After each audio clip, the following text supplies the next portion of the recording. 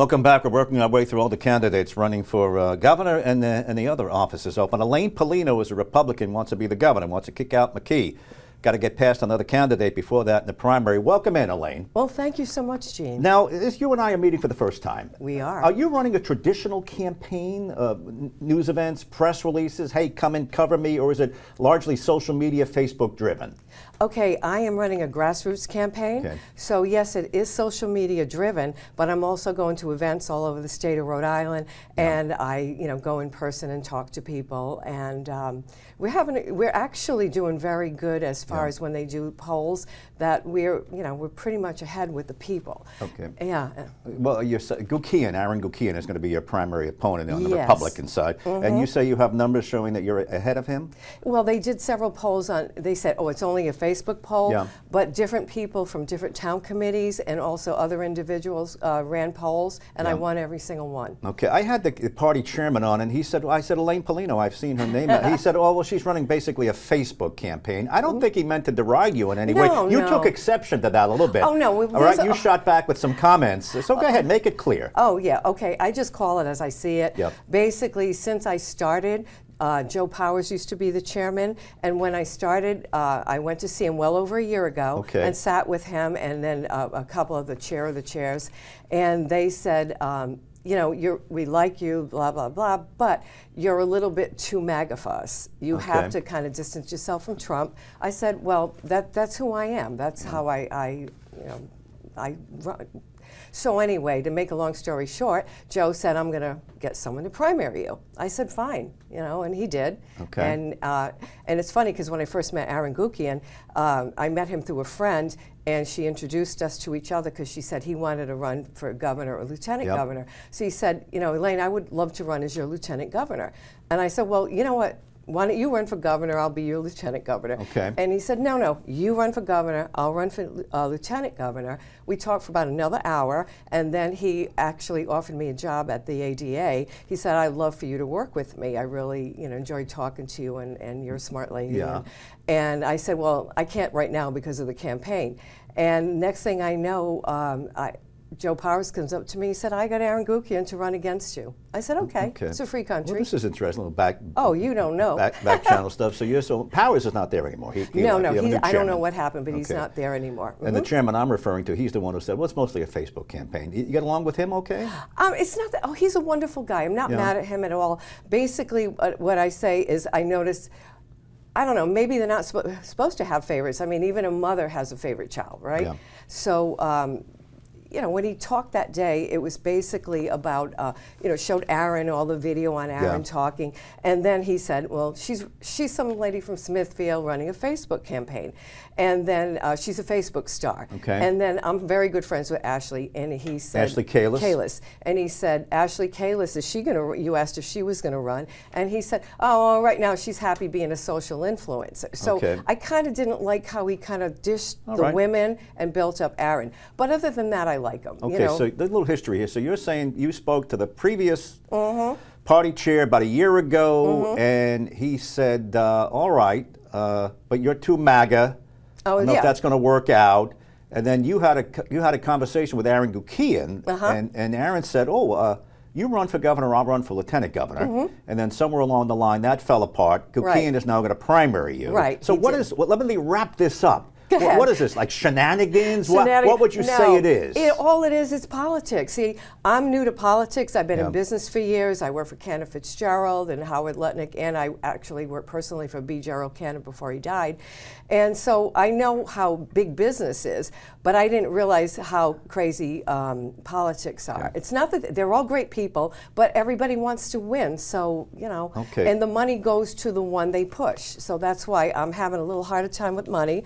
But I do have the people. I actually have plenty of followers, and we do really well. Okay. And I got to get 1,000 signatures in the next, from the 1st to the 10th.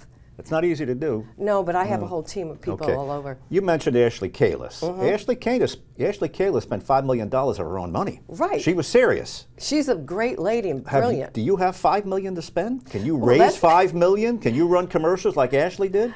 No, I can't. But what I can do is I can do a lot of TikTok commercials, which we're going to start doing. Yeah. And I am starting to build up my war chest, basically. I'm going to start having some private donations, private meetings and donors. So we'll see what happens. Yeah. It's just getting out there. I haven't been on the news at all. This is it. This is my... Well, we're happy to have you again. Thank it's been floating out there. Do you have? Listen, let's be honest here. The campaign has to call us and demand to come on. Okay. Aaron Gukian called my radio show this morning. Oh, wanted to come on. He didn't get on because I was pressed with the governor. Right. But he does that. He's very aggressive.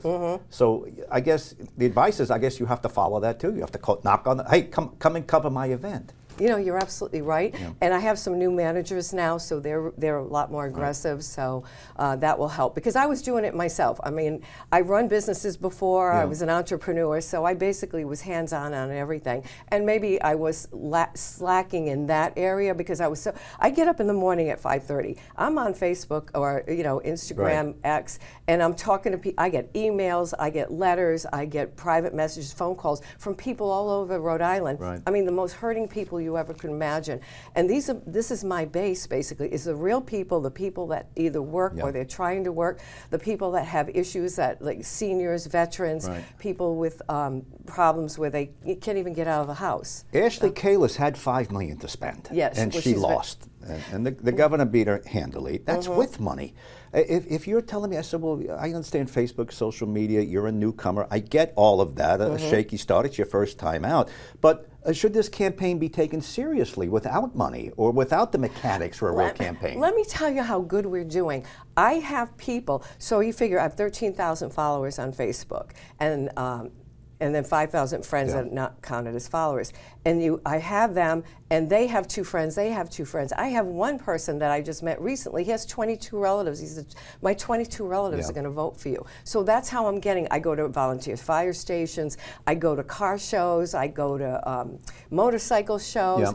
I mean, I have the two-way community behind me because I Second Amendment. Yeah, I'm a Second Amendment girl. I've been shooting since I was 20. I even hunted on the King Ranch in Texas. Okay. So I'm very pro-gun. Plus, if we lose our Second Amendment, the first is following. Okay. So. You don't mind that title MAGA. You're MAGA? I love Donald Trump, and the reason I love Donald Trump, he's a businessman, and he took over Washington, he cleaned it up as much as he could, and he has good policy, good business policy that are taking us out of the red and putting this country back in the black. And what he plays chess when everybody else is playing checkers.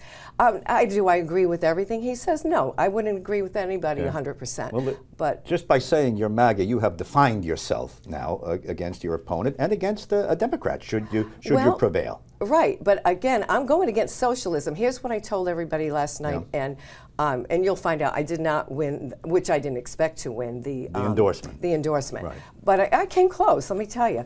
But basically, we're about to go to socialism. I mean, our speaker is a progressive socialist.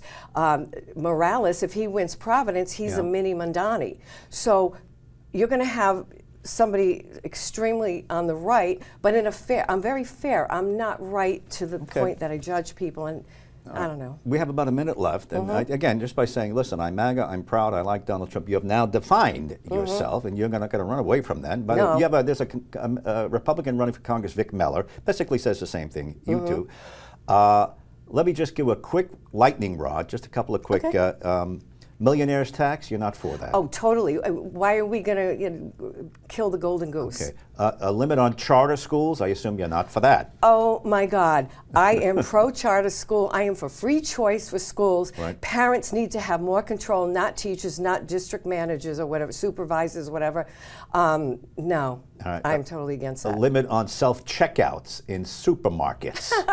McKee just signed that yesterday. Well, I mean, that's kind of a frivolous bill when you think about it, because a lot of people are in a hurry like me when I go to the store, and I don't buy a ton of things. So I go in self-checkout. checkout works. But if you're an older person and you're not familiar with that, I mean, even when I use it, it could be a pain in the, you know. Okay, I've gotten used to them, and I confronted the governor on it. It was a challenge to him. I said, well, you used to run an oil business. Would you like somebody coming and telling you you have to do paper receipts rather than digital ones? Perfect. It's kind of government meddling. All right. Elaine Pelino, you're a Republican running for governor. Yes. Now, final question, and again, just about 30 seconds. Why start at the top? Why not say, listen, I'm going to run for state rep, I'm going to run for city council? I'm older and I don't have time. Plus, I have years. I like that answer. That's a refreshing answer. I mean, come on, people say, well, start at the, and that's a lot of it. It's crabs in a bucket. A lot of people have even come behind me, I'm going to ruin you because you're trying to do this. And I said, well, wait a minute, at my age, I want to, and with my business experience, my entertainment experience, and I'm for the people. I love my party, but I'm here for the people. I want to see Rhode Island become a prosperous, healthy, safe place for kids, parents, for businessmen like yourself, where you can make as much money as you want. And it's called the news business, you're right. Yeah, I mean, you know, it's all good. Okay. Elaine, thanks for coming in. Good luck in your campaign. I guess we'll see you in a debate. Hey, Comes to that. You and there'll be one soon. You and Aaron Goukia. Thanks. Thank you so much. Good luck. Just sit tight until we go to the break.